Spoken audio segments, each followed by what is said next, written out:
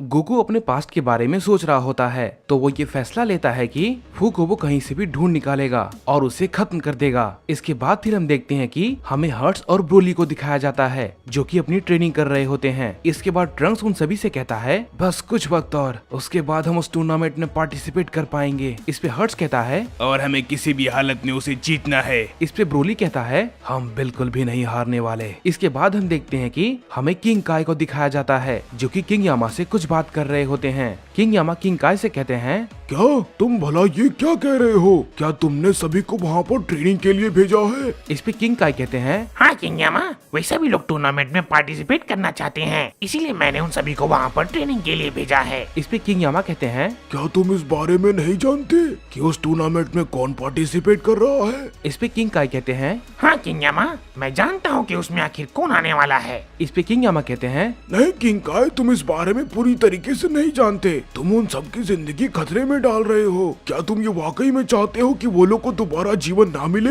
इस पे किंग काय कहते हैं नहीं किंग यामा, आप ऐसा क्यों कह रहे हैं? आपका कहने का मतलब क्या है? मुझे कुछ भी समझ में नहीं आ रहा। इसके बाद फिर हम देखते हैं कि किंग यामा किंग काय को उस टूर्नामेंट के पार्टिसिपेट के बारे में पूरी बात बताते हैं। किंग काय किंग यामा की बातों को सुनकर काफी चौंक जाते हैं और किंग काय किंग यामा से कहते हैं क्या आप ये वाकई में सच कह रहे हैं? इस पे किंग यामा कहते हैं क्या मैं तुमसे इस बारे में मजाक करूंगा? इस पे किंग काय कहते हैं ठीक है किंग यामा, मैं आपकी बातों को समझ गया। मैं जान गया कि मुझे क्या करना है। इसके बाद फिर हम देखते हैं कि उन सभी की ट्रेनिंग लगभग पूरी होने वाली होती ही है, तभी उनके सामने एक आदमी आता है और उनसे कहता है मैंने नहीं सोचा था कि तुम सभी वाकई में यहाँ पूरी तरीके से सरवाइव कर जाओगे। ये इतना भी आसान नहीं था, लेकिन तुम सब ने ये कर दिया। तुम सब वाकई में काबिले तारीफ हो। इस पे ट्रंक्स कहता है ये सब आपकी वजह से हुआ है, आपका बहुत बहुत शुक्रिया। इस पे वो आदमी कहता है तुम सभी की ट्रेनिंग लगभग पूरी हो गई है, लेकिन बस तुम्हें मेरा एक छोटा सा काम करना है, जिसे करने के बाद तुम्हारी ट्रेनिंग ये कंप्लीट हो जाएगी। इस पे ब्रोली कहता है ठीक है, हम बिल्कुल तैयार हैं। इस पे ट्रंक्स भी कहता है हाँ मैं भी तैयार हूँ। इसके बाद फिर हम देखते हैं कि किंग काय का उन सब के पास एक मैसेज आता है जो कि उन सभी से कहते हैं मुझे माफ करना, मैंने तुम सबको ट्रेनिंग में थोड़ा डिस्टर्ब किया, लेकिन मुझे तुम सबसे एक बहुत ही जरूरी बात करनी है। इस पे ट्रंक्स कहता है हाँ बोलिए किंग काय क्या बात है। इस पे किंग काय कहते हैं ट्रंक्स, मैंने जितना कहा था ये टूर्नामेंट उससे कहीं ज्यादा मुश्किल है और मुझे नहीं लगता कि तुम सबका उसमें पार्टिसिपेट करना सेफ होगा, क्योंकि मैं तुम सभी को खतरे में नहीं डाल सकता। इस पे ट्रंक्स कहता है किंग काय आप उसकी चिंता ना करें, हम सब लोग अब हर खतरे को झेलने के लिए तैयार हैं, लेकिन आप आखिर ऐसा क्यों कह रहे हैं। इस पे किंग काय कहते हैं आखिर मैं तुम्हें इस बारे में कैसे बताऊं? ये अभी पॉसिबल नहीं है, लेकिन मैं क्या करूं, मुझे इन सबको रोकना ही होगा, लेकिन आखिर कैसे?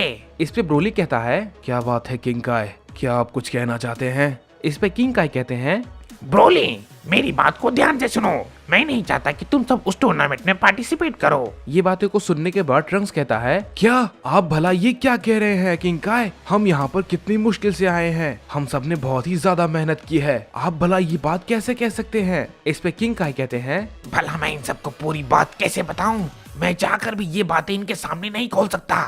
किंग काय इसके बाद कुछ भी नहीं बोलते हैं।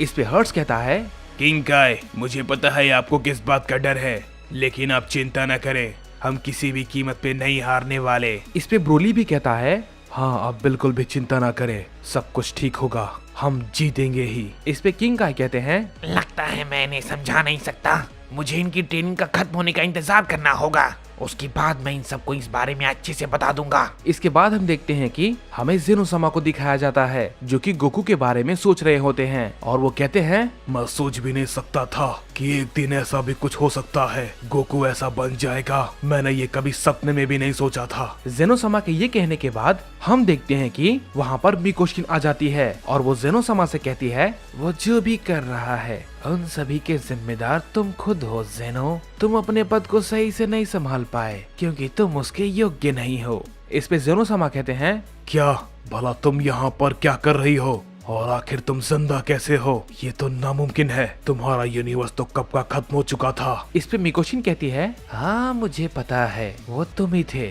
जिसने कि ये सब किया था, लेकिन अब मैं वापस भी आ पाई हूँ उसकी वजह भी तुम ही हो। इस पे जेनो कहता है, क्या तुम भला कहना क्या चाहती हो? मैंने कुछ भी नहीं किया और तुम्हें यहाँ नहीं होना चाहिए। ये तुम्हारी जगह नहीं है। इस पे मिकोशिन कहती है, तुम भला किस जगह के बारे में बात कर रहे हो?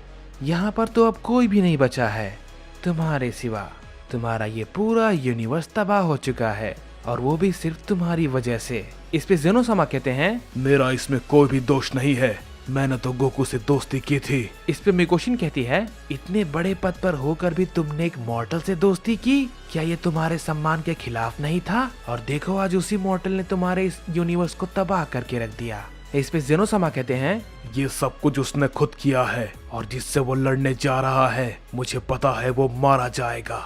इस पे मिकोशिन कहती है, हाँ मुझे पता है उसका अंजाम क्या होने वाला है, लेकिन वो तो तुम्हारा दोस्त है ना, क्या तुम उसे नहीं बचाओगे? इस पे जेनो समा कहते हैं, नहीं, मैं अब कुछ भी नहीं कर सकता। मैंने उसे रोकने की कोशिश की लेकिन मैं कुछ भी नहीं कर पाया और उसने ब्रह्मांड के नियम को तोड़ा है, तो मैं उसकी मदद नहीं कर सकता। इस पे मिकोशिन कहती है, ये तुम क्या कह रहे हो? ये तुम भला किस नियम के बारे में बात कर रहे हो? वो सारे नियम तुमने खुद बनाए हैं। क्या तुमने खुद अपने नियम को नहीं तोड़ा है? तुम खुद कितने खुदगर्ज हो और अपने मतलब के लिए तुमने कई सारे यूनिवर्स को तबाह कर दिया, वो भी सिर्फ अपने मनोरंजन के लिए, टूर्नामेंट ऑफ पावर को बार बार करवा कर। क्या तुम्हें वो गलत नहीं लगता था? तुम उसे गलत कह रहे हो। ब्रह्मांड के नियम उसने तोड़े हैं, लेकिन इन सभी के असली जिम्मेदार तुम हो जेनो, और इसलिए मुझे पता है तुम सभी उसकी ताकत को देखकर हैरान हो। वो आखिर यहाँ तक कैसे पहुँचा? क्योंकि उसके अंदर अभी भी डार्क जिन की ताकत है और वो लगातार बढ़ती जा रही है और वो वक्त के साथ और भी ज्यादा ताकतवर होती जा रही है। उसे अब कोई भी नहीं रोक सकता। इस पे जेनो कहते हैं, भले ही उसे कोई न रोक पाए लेकिन वो उसके सामने मारा जाएगा। इस पे मिकोशिन कहती है, नहीं जेनो, तुम शायद गलत हो। वो नहीं मारा जाएगा, बल्कि उसके रास्ते में जो भी आएंगे वो मारे जाएंगे। ये कहने के बाद मिकोशिन वहाँ से चली जाती है। इस पे जेनो कहता है, ग्रैंड प्रीस्ट, काश तुम यहाँ पर होते। मुझे समझ नहीं आ रहा है कि मैं इस मुसीबत का सामना कैसे करूँ। जो लड़ाई होने वाली है मुझे नहीं लगता कि उसे कोई टाल भी सकता है। भले ही मैं किंग ऑफ एवरीथिंग हूँ, लेकिन मैंने इतना बेबस कभी भी महसूस नहीं किया। मैं कुछ भी नहीं कर पा रहा। इसके बाद फिर हम देखते हैं कि हमें मोरू को दिखाया जाता है, जो कि कह रहा होता है, मुझे नहीं पता था कि मिकोशिन भी वहाँ पर आ चुकी है, लेकिन उसका आखिर यहाँ पर आने का मकसद क्या है? मुझे इस बारे में पता लगाना होगा। इस पे हर्ट्स मोरू से कहता है, क्या तुम अब ये क्या कह रहे हो? भला ये मिकोशिन कौन है? इस पे मोरू कहता है, मिकोशिन यूनिवर्स 19 की सबसे ताकतवर एंजल है और साथ में वो सभी एंजल की मदर भी है। हर्ट्स ये बातों को सुनने के बाद काफी चौंक जाता है और कहता है, क्या भला ये तुम क्या कह रहे हो? क्या वो सच में मदर ऑफ एंजल है? इस पे मोरू कहता है, हाँ, और वो काफी ताकतवर है। ग्रैंड प्रीस्ट से भी कहीं ज्यादा, और उसके यूनिवर्स में सभी लोग बहुत ही ज्यादा ताकतवर है। लेकिन पता नहीं क्यों वो आखिर यहाँ पर क्या कर रही है और किस मकसद से आई है। इस पे हर्ट्स कहता है, तो आखिर अब हम आगे क्या करें? इस पे मोरू कहता है, मुझे थोड़ा वक्त लगेगा, लेकिन मैं उसे निपटाने का कोई ना कोई रास्ता निकाल लूंगा। अगर ये यूनिवर्स 7 में किसी खास इरादे से आई है तो मुझे उसे रोकना होगा, क्योंकि ये हमारे मकसद के बीच में आ सकती है। इसके बाद फिर हम देखते हैं कि जेनो समा कहते हैं, यहाँ पर अब कुछ भी नहीं बचा है, मुझे यहाँ से जाना चाहिए। और जेनो समा ये कहने के बाद वहाँ से चले जाते हैं। इसके बाद हम देखते हैं कि हमें गोकू को दिखाया जाता है, जो कि यूनिवर्स 7 के अंदर आ जाता है और वो अपनी सुपर सैयन इन्फिनिटी फॉर्म में होता है। गोकू की शक्ति लगभग सभी को महसूस होती है, लेकिन तभी हम देखते हैं कि अचानक से मिकोशिन गोकू की शक्ति को सेंस कर लेती है और तुरंत उसके पास पहुंच जाती है और उससे कहती है, मुझे सच में पता था कि तुम यहीं पर आओगे। तुम्हारी शक्ति वो तो काफी लाजवाब है। इस पे गोकू मिकोशिन से कहता है, मैं किसी को ढूंढ रहा हूँ। इस पे मिकोशिन कहती है, हाँ मैं जानती हूँ, तुम आखिर किसे ढूंढ रहे हो? इस पे गोकू कहता है, मुझे बताओ कि वो आखिर कहाँ है। इस पे मिकोशिन गोकू से कहती है, रुक जाओ, इतनी भी क्या जल्दी है, मैं तुम्हें सब बता दूंगी, लेकिन उससे पहले तुम्हें मेरा एक काम करना होगा। इस पे गोकू कहता है, मैं अपना फालतू वक्त बर्बाद नहीं करना चाहता,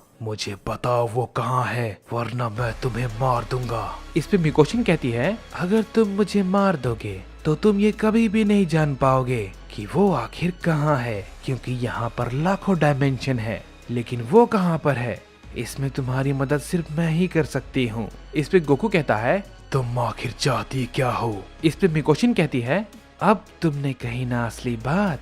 ज्यादा कुछ नहीं, मैं जो बोलूंगी तुम्हें वो करना है बस।